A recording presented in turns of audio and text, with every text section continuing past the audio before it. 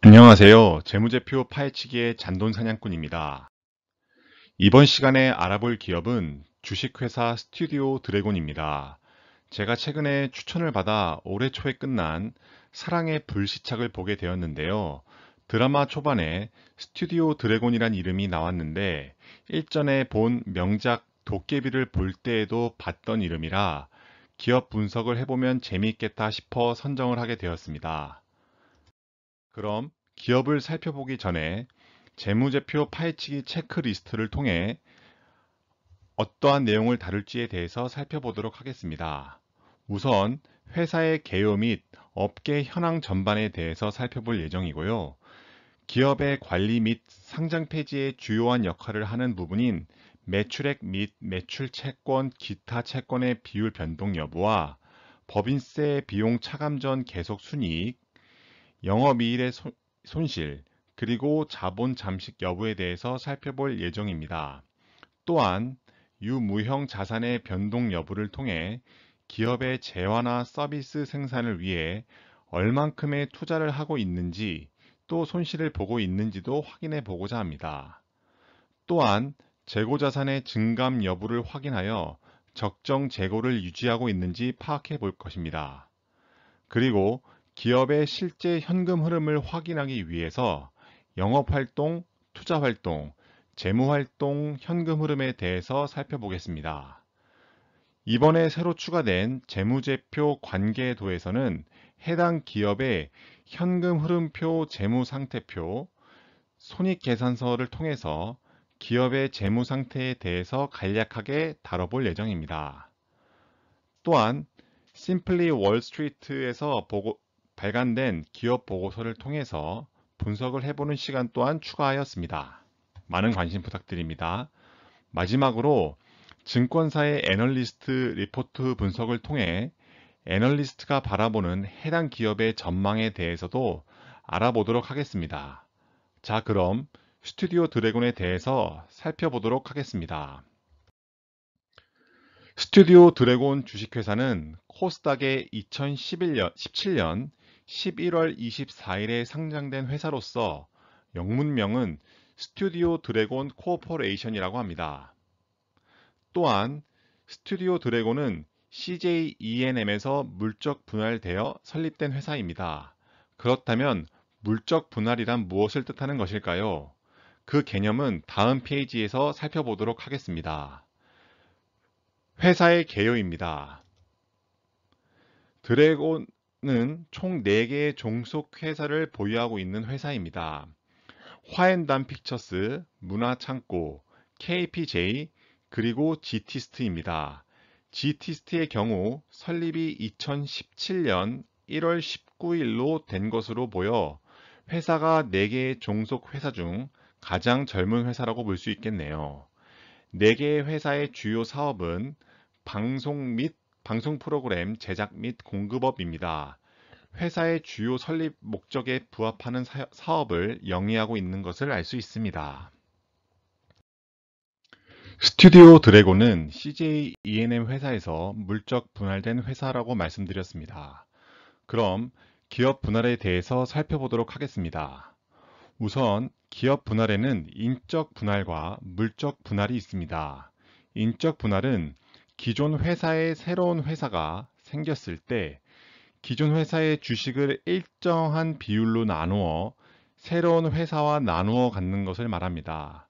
다시 말해 기존 회사의 주주가 자신이 갖고 있는 주식의 일정 비율을 기존 회사의 주식으로 갖고 있고 남은 부분을 새로운 회사의 주식으로 받아 그 회사의 주주 또한 되는 것을 말합니다.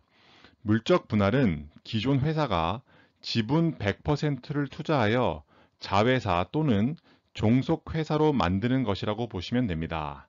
그렇다면 기업은 왜 기업 분할이라는 것을 할까요? 그것은 회사를 쪼개고 새로운 기업을 만들어 기업의 효율성과 전문성을 도모하기 위함입니다. 그럼 인적, 물적 분할을 예시를 통해서 살펴보도록 하겠습니다.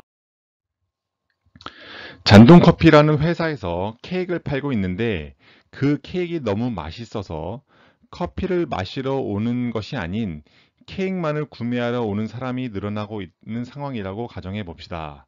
그렇다면 잔돈커피 사장의 입장에서는 잔돈 케이크를 따로 기업 분리하여 경영의 효율성과 전문성을 도모하고 싶다고 생각해 봅시다. 이럴 때 방법은 두 가지입니다. 인적 분할과 물적 분할이 있는데요. 인적 분할의 경우 기존 회사의 주식을 일정 비율로 나누어 새로운 회사의 주주 또한 되는 것을 말합니다.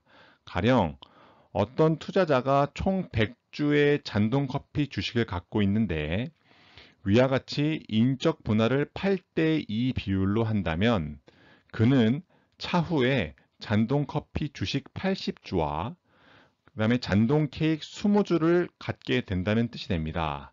따라서 그 투자자는 자연스럽게 두 회사 모두의 주주가 되는 것을 뜻합니다.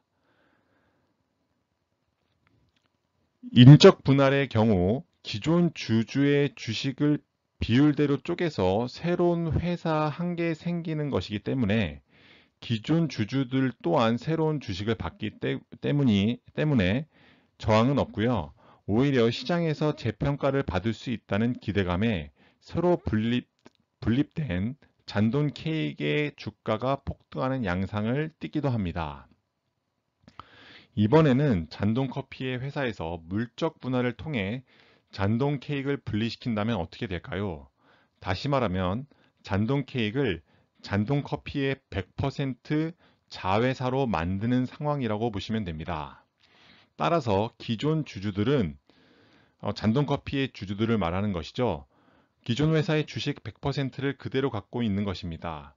새로운 회사, 다시 말해 잔돈 케이크를 설립하는 데에 따른 새로운 주식을 갖지 않습니다. 따라서 잔돈 커피 회사에서 100% 지분을 투자하여 잔돈 케이크라는 종속 회사를 만들게 되고요. 공개되지 않은 비공개 기업으로 남아있게 됩니다. 이것이 바로 최근 이슈가 됐던 LG화학이 배터리 사업 부분을 물적 분할로 한 케이스와 동일한 케이스라고 볼 수 있습니다.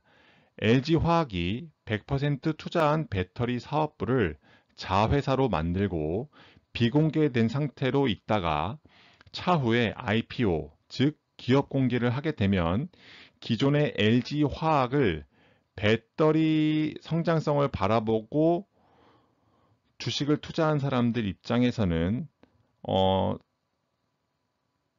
추가적으로 배터리 주식을 받을 수 없기 때문에 뿔이 날 수밖에 없는 거죠. 하지만 LG화학 입장에서는 인적 분할을 하게 될 경우 기존 주주들이 주식을 나눠 갖는 거래 형태에 불과하여 기업에 필요한 추가 자금을 조달하는 데 한계가 있습니다. 반면 지금과 같이 물적 분할을 하게 될 경우 차후 배터리 사업 부분을 공개하여 추가 자금을 끌어올 수 있다는 점에서 회사의 자금을 끌어올리는 데는 훨씬 더 효과적인 방법이라고 볼 수 있습니다. 다시 본론으로 돌아와 스튜디오 드래곤의 지배회사인 CJ E&M은 물적 분할을 통해 스튜디오 드래곤을 100% 자회사로 설립한 다음에 2017년 11월 24일에 기업 공개하여 외부 자금을 조달한 형태라고 할 수 있습니다. 회사의 연역입니다. 공시 대상 기간이 최근 5년으로 당사의 주된 변동 내용에 대해 공시하고 있습니다. 여기서 밑줄 친 내용은 특별한 것은 아니고 제가 보았던 드라마 그리고 나름 유명했다고 생각했던 드라마라고 생각되는 것들입니다. 384 기동대, 시그널, 미생, 도깨비, 비밀의 숲, 미스터 선샤인, 나의 아저씨 등이 있네요. 경영진의 주요한 변동에 대해서 알아보겠습니다. 유명한 가치 투자자의 한 명인 피터 린치는 기업을 평가할 때 그 리더 또한 회사를 판단하는 데 중요한 요소라고 하였습니다. 왜냐하면 기업을 이끌어 나가는 CEO의 일관된 목표 아래 일사불란하게 움직여야 기업의 목표를 달성할 수 있다고 보았기 때문입니다. 스튜디오 드래곤이 신생 회사며 기업 공개를 한 지 채 3년밖에 되지 않았다는 점을 고려해야겠지만 2017년도 6월에 대표이사, 기타 비상무이사, 감사가 모두 사임한 것을 알 수 있으며 장세정 사내이사, 임삼엽 상무이사 또한 각각 1년 만에 사임한 것을 알 수 있습니다. 이렇듯 최상단의 잦은 변화는 결코 좋은 시그널이라고 볼 수 없을 것입니다. 자본금 변동 사항에서 증자 현황을 보면 주식 매수 선택권 행사가 많이 있는 것이 눈에 띕니다.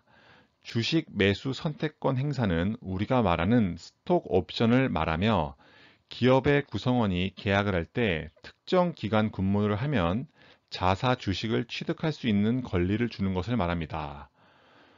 주석의 개인별 보수 지급액을 살펴보시면 최진희 대표이사와 박지영 상무는 주식 매수 선택권을 받은 것을 알 수 있습니다.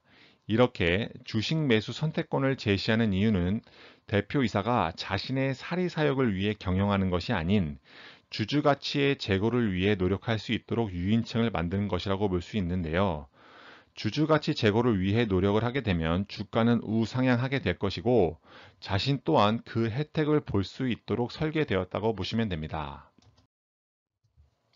자, 이제 드라마 업계 현황에 대해 살펴보도록 하겠습니다. 과거 지상파 및 유로 방송 중심의 드라마 산업은 영상산업 고도화를 통한 뉴미디어 플랫폼의 등장으로 그 수요를 확대하고 있으며 OTT, VOD 등의 유통사업 및 부가 MD까지 사업의 영역을 확대하고 있다고 합니다.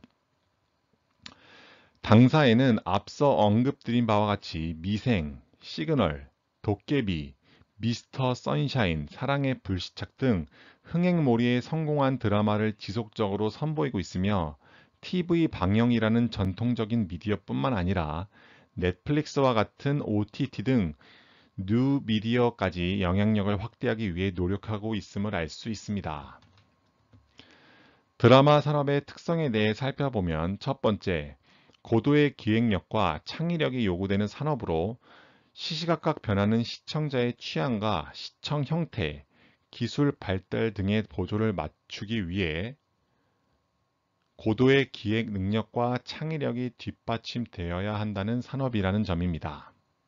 두 번째로 성공 가능성을 예측하기 어려운 산업이라는 점입니다. 저는 개인적으로 이 부분이 가장 염려되는 부분입니다. 왜냐하면 날로 세계적인 트렌드에 맞춰 드라마를 제작 편성해야 하고 출연진들의 몸값이 천정부지로 솟고 있는 요즘 상황에서 만약 흥행에 성공하지 못한다면 그것은 바로 비용 처리가 되기 때문입니다. 물론 제조업과 같은 경우도 마찬가지인 것 아니냐라고 반문하실 수도 있습니다.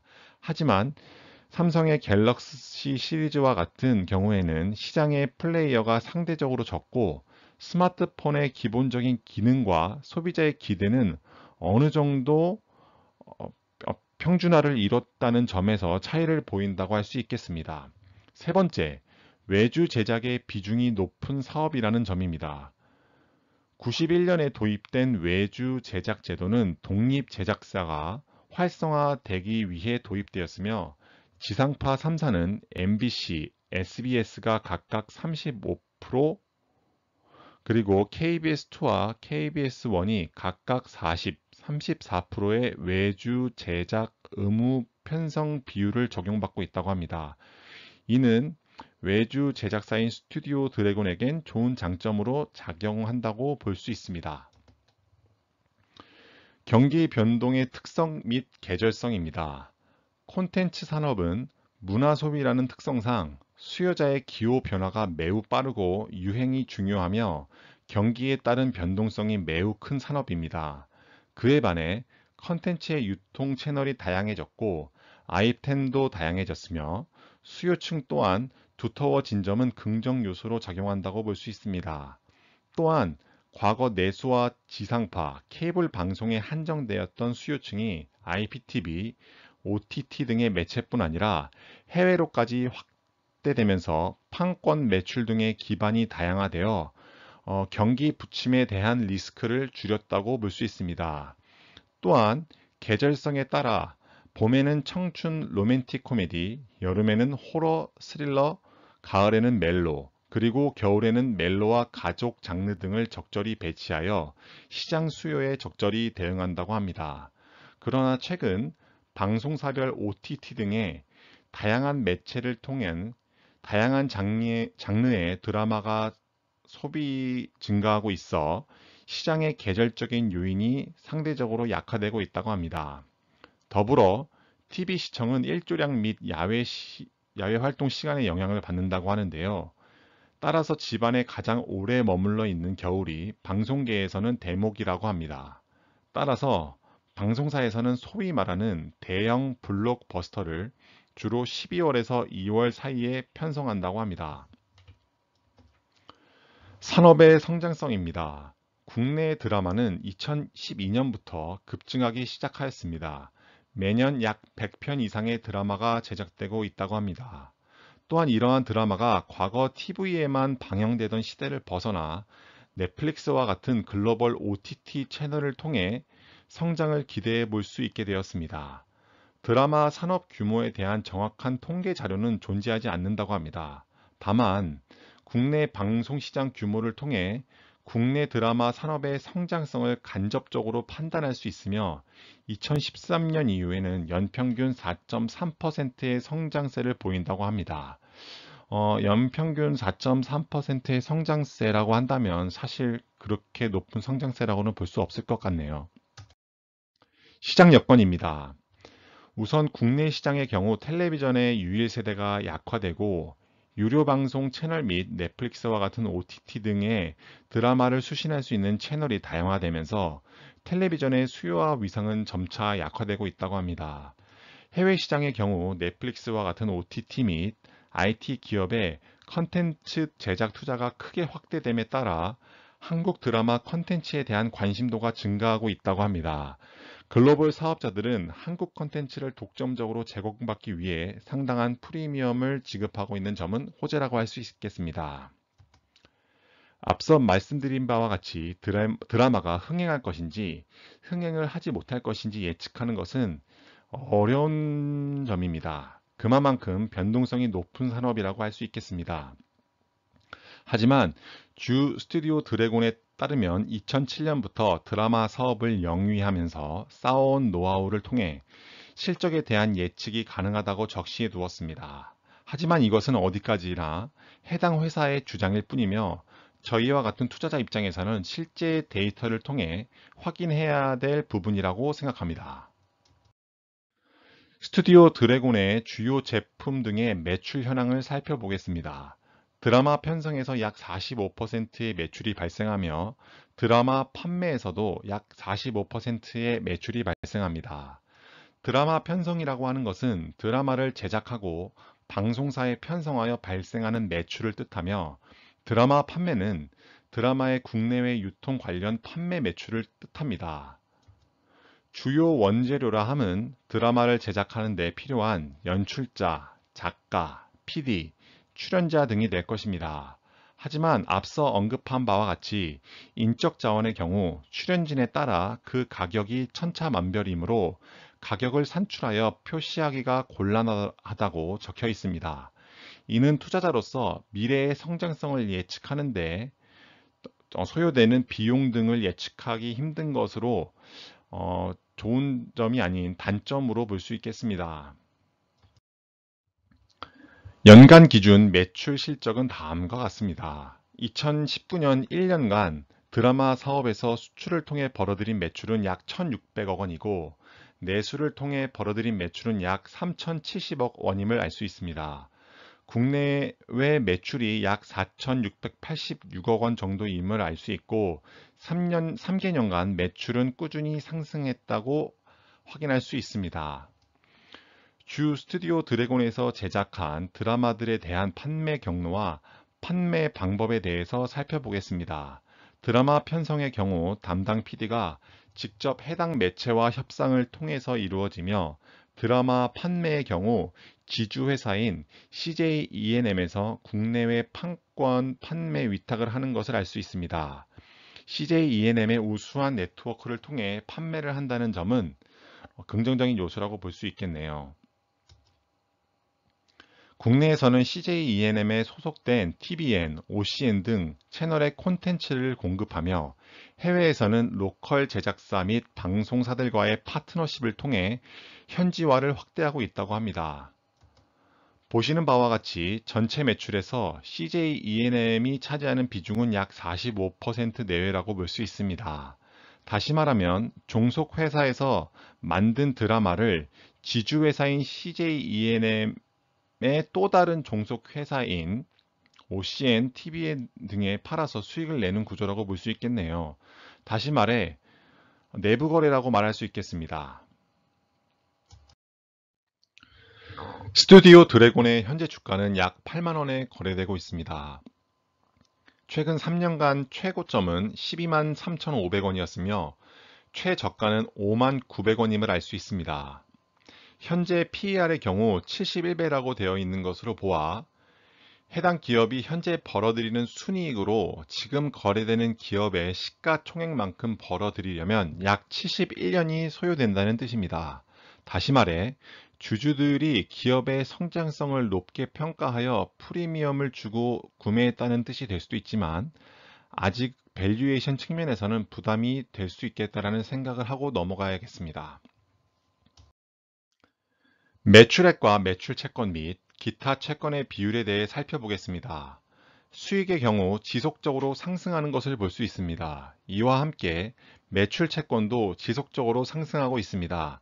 그렇다면 비율을 살펴봐야겠죠. 제2기의 수익 대비 매출 채권은 약 19%이며 제4기의 경우 17%임을 알 수 있습니다. 이는 양호한 상태라고 볼 수 있겠네요. 만약 제4기의 비율이 폭발적으로 상승했다면, 다시 말해 매출 채권의 비중이 훨씬 더 컸다면 회사 통장에 돈이 안 들어오는 상황이라고 판단할 수 있겠네요. 두 번째, 법인세 비용 차감 전 순이익입니다. 보시는 바와 같이 영업이익의 경우 3개년 동안 플러스 상태를 유지하고 있으며 법인세 비용 차감 전 순이익 또한 플러스를 유지하고 있습니다. 최근 3사업연도의 법인세 차감 전 계속 사업 손실률에서 문제점은 발견되지 않아서 넘어가도록 하겠습니다. 세 번째, 영업이익 손실입니다. 최근 4사업연도에 영업 손실 또한 찾아볼 수 없었습니다. 그래도 회사에서 영업이익은 꾸준히 플러스를 내고 있다는 점은 재무제표 측면에서는 긍정적인 요소라고 볼 수 있겠습니다. 네 번째, 자본 잠식 여부입니다. 자본 잠식률 또한 자본금이 자기 자본의 값보다 커야 하는데 보시는 바와 같이 전혀 해당 사항이 없음을 알 수 있습니다. 다섯 번째, 유무형 자산의 변동 여부입니다. 보시는 바와 같이 스튜디오 드래곤의 유형 자산의 경우 2019년 기준 약 12억 원에 불과합니다. 무형 자산의 경우 2,331억 원에 달합니다. 왜 그럴까요? 이 기업은 제조회사가 아닌 드라마 회사이기 때문입니다. 자세한 내용은 다음 표를 보시면 알 수 있습니다. 유형 자산에서는 특이점이 없습니다. 유형 자산에 포함된 내용으로 시설물, 방송기계 기구, 공기구, 차량 운반구 정도가 되겠네요. 자, 그러면 무형자산 내역입니다. 영업권, 판권, 전속계약금, 회원권 등이 기초 대비 증가한 것을 알 수 있습니다. 드라마를 찍기 위해서는 출연진, PD, 작가 등이 필요하겠죠. 그 무형 자원을 사용하는 데 드는 비용들이라고 볼 수 있으며 제조회사가 새 기계를 들이는 것과 마찬가지라고 볼 수 있습니다. 여섯 번째, 재고자산 증감 여부입니다. 드라마 제작 회사로 재고재산이라는 것은 거의 존재하지 않는 것으로 보여집니다. 심지어 제4기의 경우 상품은 0으로 표시가 되어 있네요. 재고자산 주석에 따르면 상품이 전기 말에 약 18억 정도가 있었습니다. 매출이 몇천억 원에 달하는 기업에서 18억 정도의 상품이 있다는 것이므로 크게 눈여겨볼 부분은 아니라고 판단됩니다. 일곱 번째, 영업활동, 투자활동, 재무활동, 현금 흐름에 대해서 살펴보겠습니다. 왼쪽 표를 보시면 영업활동 현금 흐름이 3년간 지속적으로 마이너스 상태인 것을 알 수 있습니다. 바로 아래 당기 순이익을 살펴보시면 지속적으로 플러스 값을 유지하고 있음을 보면 벌어들이는 것에 비해 실제 현금화되어 회사 통장에 들어오는 돈이 상대적으로 적다는 뜻이 되며 이는 이익의 질이 안 좋다고 볼 수 있습니다. 만약 영업활동 현금 흐름과 당기 순이익의 값이 지속적으로 차이가 늘어난다면 이는 위험 신호로 받아들여야 합니다. 오른쪽 표를 살펴보면 투자활동 현금 흐름은 2기는 마이너스였다가 3기에서는 플러스가 되었고 4기에서는 다시 마이너스가 되었습니다. 투자활동 현금 흐름의 방향성이 다소 결여되어 있다고 할 수 있습니다. 다만 여기서 중간 부분에 보시면 무형자산의 취득에 지속적인 투자를 했다는 것은 제조회사가 새 기계를 들여놓는 것과 같이 지속적으로 회사의 발전을 위해 드라마에 투자하고 있다는 것을 간접적으로 확인할 수 있습니다. 마지막으로 재무활동 현금 흐름 또한 2기에는 플러스였다가 3, 4기에는 마이너스로 변한 것을 알 수 있습니다. 다만 재무활동 현금 자체가 크지 않다는 점, 그리고 사채의 상환이 꾸준히 이루어졌다는 점은 플러스 요인으로 볼 수 있습니다. 마지막으로 최하단을 보면 제4기의 경우 기초의 현금 및 현금성 자산보다 기말의 현금 및 현금성 자산이 약 930억가량 감소한 것을 알 수 있습니다. 만약 차년도에 4기와 같은 현금 감소가 이루어진다면 회사에 유보되어 있는 현금의 부족으로 대량의 차입금 또는 신주 주식 발행을 통해 자금을 끌어와야 됩니다. 따라서 올해 반기 보고서를 통해서 좀 더 살펴봐야겠죠. 좌측표를 보시면 2020년도 반기 보고서입니다. 현금 및 현금성 자산이 191억 순 증가로 기말의 현금성 자산이 789억 원이 된 것은 다행스러운 점이라고 볼 수 있겠습니다. 지금까지 스튜디오 드래곤에 관련된 기업 개요, 업계 현황, 그리고 코스닥 관리 종목 상장 폐지와 관련된 요건들에 대해서 살펴보았습니다. 이번 페이지는 2019년도 기준 스튜디오 드래곤의 현금 흐름표, 재무상태표, 손익계산서를 한눈에 볼 수 있도록 준비한 코너입니다. 우선 가운데 재무상태표를 먼저 보겠습니다. 자산은 약 5,800억 원에 달합니다. 유동자산은 2,444억 원, 유동부채는 1,451억 원이므로 유동비율, 즉 유동자산 대비 유동부채의 비율은 안정적이라고 볼 수 있겠습니다. 만약 유동자산보다 유동부채가 더 크다면 1년 내에 갚아야 할 부채가 1년 내에 현금화시킬 수 있는 자산보다 크다는 뜻이 되므로 유동성에서 위기를 맞이할 수 있겠죠. 그런 점에서는 안전하다고 볼 수 있습니다. 또한 일전에 언급한 바와 같이 드라마를 제작하는 제작사이므로 연예 기획사처럼 무형 자산이 유형 자산에 비해 압도적으로 큰 것을 알 수 있습니다. 더불어 자본 항목을 보겠습니다. 자본 항목을 살펴보시면 이익잉여금이 935억 원 정도가 되는 것을 알 수 있습니다. 이는 손익계산서에서 수익에서 매출과 판관비 등을 제외하여 당기 순이익이 257억이 되었는데요. 그 257억이 플러스 되어 이익잉여금이 총 935억 원이 된 것을 알 수 있습니다. 자, 이제 왼쪽 끝에 있는 현금 흐름표로 넘어와 보겠습니다. 현금 흐름표에는 영업활동은 플러스, 재무활동과 투자활동은 마이너스가 가장 이상적인 현금 흐름표라고 여러 번 말씀드렸습니다. 하지만 영업활동 또한 마이너스인 것은 이익이 발생하지만 실질적으로 돈이 그만큼 들어오지 않는다는 뜻이 되고, 다시 말해 이익의 질이 안 좋다고 말할 수 있습니다. 또한 아래의 기초현금보다 기말 현금이 작아진 것으로 보아 회사 내에 유보된 돈이 줄어들었다는 뜻이 되며 차후 유동성 위기를 겪을 수 있는지 또한 재무제표를 통해 지속적으로 확인해 봐야 할 것입니다. 아홉 번째, 이번 화부터 Simply Wall Street에서 발행하는 보고서를 통해 해당 기업을 분석해 보는 시간을 갖도록 하겠습니다.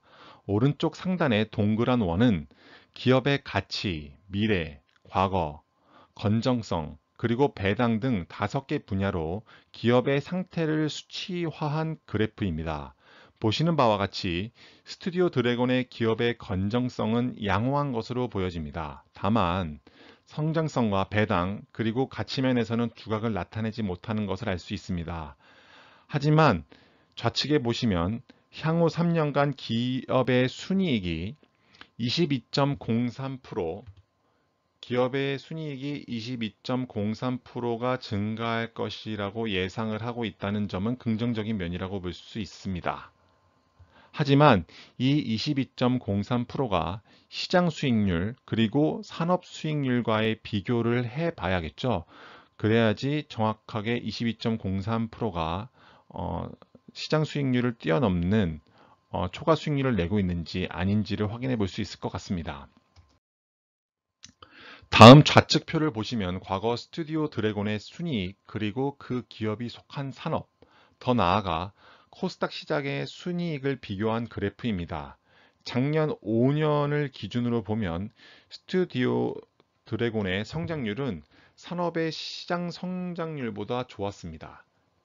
여기 보시면 회사의 성장률은 15.9%, 마켓은 5.3%, 그 스튜디오 드래곤이 속한 산업의 경우는 마이너스 3.4%를 기록했네요.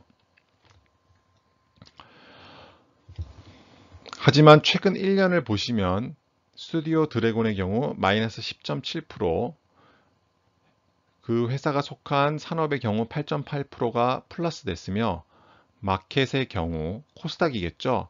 는 2.3% 상승한 것을 알 수 있습니다. 오른쪽 표를 보시면 Return on Equity라고 되어 있는데 이것은 자기자본 이익률로서 스튜디오 드래곤이 7.1%를 달성할 때 그 기업이 속한 산업군은 8.6%를 달성했다는 것을 뜻합니다. 다시 말해 해당 회사의 자기자본 이익률은 시장 그 회사가 속한 그 산업군보다 못하다는 점을 알 수 있습니다. 다음 표는 미래의 성장성에 대한 예상치를 나타낸 것입니다. 기업이 약 22%의 순이익을 성장할 때 해당 산업과 코스닥 시장은 약 30% 이상의 수익률을 낼 것이라고 예측하고 있습니다. 맨 처음 이규제큐티브 서머리에서 말한 22%가 이것을 말하는데요. 절대적인 수치로 보았을 땐 나쁘지 않았다고 판단했지만 속한 산업과 마켓을 통해 비교를 해보면 이 22% 자체가 큰 성장률이 아닌 것을 알 수 있습니다. 또한 바로 옆에 보시면 Forecast Annual Revenue Growth가 있는데요. 이는 연간 매출 성장률이라고 말하며 동종 산업에 비해 반 정도임을 알 수 있습니다. 또한 4.4의 Future Return on Equity에서 보시면 스튜디오 드래곤의 미래 자기 자본 이익률은 동종 산업보다 높을 것임을 나타내고 있습니다. 다시 말해 이는 주주가 가진 금액으로 더 효과적으로 사업을 해서 돈을 번다는 뜻이 되겠네요. 스튜디오 드래곤의 지분 소유 현황에 대한 그래프입니다. 개인은 전체의 2.6%에 해당하는 금액만을 소유하고 있고요. 그 다음에 기관은 3.3%, 그 다음에 공개 기업, 그러니까 주식시장에 상장된 기업 중에서 64.9%를 소유하고 있는 것을 알 수 있습니다. 좀 더 자세히 살펴보면 모 회사인 CJ ENM이 약 58.18%를 가지고 있으며 네이버가 6.68%, 그리고 뱅가드에서 약 0.6% 정도 소유한 것으로 나와 있습니다. 자, 이제 마지막으로 스튜디오 드래곤에 대한 애널리스트 보고서 2개를 살펴보도록 하겠습니다. 우선 현대차 투자증권 황성진 애널리스트의 보고서입니다. 좌측 상단에 보시면 시가총액은 약 2조 2,895억 원으로 나와 있고 상승 여력이 41.3%에 달한다고 적혀 있습니다. 그 이후로 네이버와 CJ 간의 지분 교환 및 사업적 제휴는 양사 모두에게 긍정적인 시너지를 발현시킬 것으로 전망하기 때문일 것이며 한한령 해제를 통해 한국 드라마 방영 등 컨텐츠 유통 경로가 더욱 확대될 가능성이 있기 때문이라고 하였습니다. 따라서 향후 안정적인 편성 수익과 더불어 글로벌 매출처 다변화에 따른 레버리지 효과가 나타날 것이며 투자 의견 바이와 목표 주가 11만 5천 원을 유지한다고 합니다. 스튜디오 드래곤의 밸류에이션에 대한 애널리스트의 예상치가 담긴 표입니다. 2020년, 2021년, 그리고 2020년에 22년의 매출, 영업이익, 그리고 순이익에 상승하는 것으로 나와 있습니다. 동기간 대비 퍼는 54.2, 44.3, 30.1로 여전히 고퍼를 유지하고 있는 것으로 나타납니다. 이는 주가 상승에 부담이 된다고 일전에 말씀드렸습니다. 스튜디오 드래곤의 매출 추이와 평균 시청률과 제작 편수에 대한 그래프입니다. 자료 출처를 보시면 스튜디오 드래곤에서 나온 것을 알 수 있습니다. 매출의 경우 아직까지 뚜렷하게 우상향한다는 것을 확인할 수 없습니다. 다만 오른쪽 가구 평균 시청률의 경우 최근 들어 급격한 상승을 보여주는데 이는 코로나19의 영향으로 볼 수 있겠습니다. 좌측 그림 3의 수익성 추이를 보면 2019년 말 바닥을 쳤으나 현재 많이 회복한 상태임을 알 수 있습니다. 우측 그림 4의 해외 판권 판매 증가를 살펴보면 동기년 대비에 비해 뚜렷한 상승이 있다고 판단하기는 어려워 보입니다. 국내 시장이 향후 포화 시장이 될 거란 점과 세계 유수의 OTT를 통한 판매를 늘려야 한다는 점을 보았을 때 긍정적인 신호를 아직 찾아볼 수는 없겠네요. 황성진 애널리스트는 바이에 11만 5천 원을 유지하고 있습니다. 메리츠증권 이유진 애널리스트의 보고서를 살펴보도록 하겠습니다. 우선 중국과의 판권 계약이 2년 만에 재개된 점은 긍정적으로 평가하고 있으나 한한령 해제가 완전히 이루어졌다고 보기는 어렵기 때문에 중국 OTT를 통한 매출 상승은 당분간 지켜봐야 할 것으로 보고 있습니다. 따라서 적정 주가는 87,000원에 매수 의견은 홀드로 유지하고 있습니다. 스튜디오 드래곤 연도별 실적 전망을 살펴보면 드라마 부문에서 매출액과 해외 판권은 모두 상승하고 있다는 점을 알 수 있습니다. 다만 매출 원가율이 85%에 달한다는 점은 앞서 말한 드라마 산업이 아직 고부가 가치 산업이라고 볼 수 없는 방증이기도 하겠네요. 투자 등급 변경은 다음과 같습니다. 추세를 보면 지속적으로 하락하는 것을 알 수 있습니다. 오늘의 결론입니다. 첫 번째, 드라마 산업이라는 것은 한 드라마에 투입되는 PD, 출연진, 비용 등이 천차만별이고 성공 가능성을 예측하기 힘들다는 맹점이 있습니다. 아무리 스튜디오 드래곤이 오랜 기간 동안 드라마 산업에서 높은 시청률을 내었다고 하더라도 성공 가능성에 대한 불투명한 예측은 주가를 끌어올리는데 한계점으로 작용할 것이라고 생각합니다. 두 번째, 재무제표 자체로는 나쁘지 않습니다. 다만 현재 주가는 고평가되어 있다고 판단됩니다. 현재 기준으로는 퍼가 약 71배에 달하는데 기업의 성장성이 그 고퍼를 감수할 수 있을 만큼 예측 가능한 매출액 및 당기 순이익 상승이 동반된다면 다행이겠지만 드라마 산업의 특성을 고려한다면 이는 고평가되어 있는 것으로 보여집니다. 마지막으로 감사 보고서를 지속적으로 체크해야 합니다. 매출 및 영업이익이 정말 예측 가능한 상태로 꾸준히 상승을 하는지 기업이 매출에 대한 다양한 채널을 활용하여 안정적인 수익을 내고 있는지 지켜봐야 할 것으로 판단됩니다. 지금까지 영상 봐주셔서 감사드립니다. 구독과 좋아요, 그리고 알림 설정은 사랑입니다. 감사합니다.